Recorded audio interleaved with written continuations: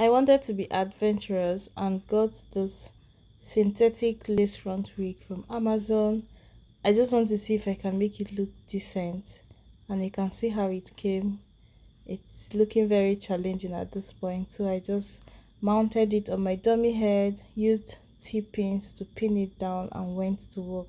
I started off opening up the pattern to take out some hairs so that it's not going to have like a straight line, and it's going to look more realistic. So it took me a little while. I just plucked out the hairs from there, opened up the pattern. I used a foundation to blend into that line just to make it look more natural, and when I was done, that part was looking okay. Next, I moved over to the frontal. Let's see, was that the next thing?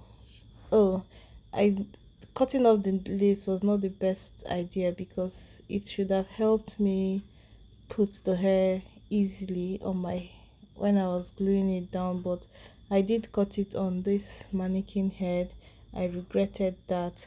I combed out the hair. When I was done with plucking it, I felt like okay, after cutting the lace I can finish up on my hair.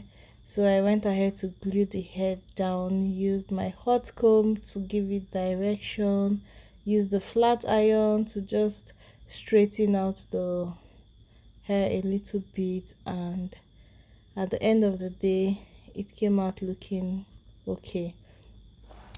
And I can tell you for sure that like too much movement makes the end of the wig to get tangled. So yeah, you're just going to watch how I tackled it and how it looked at the end.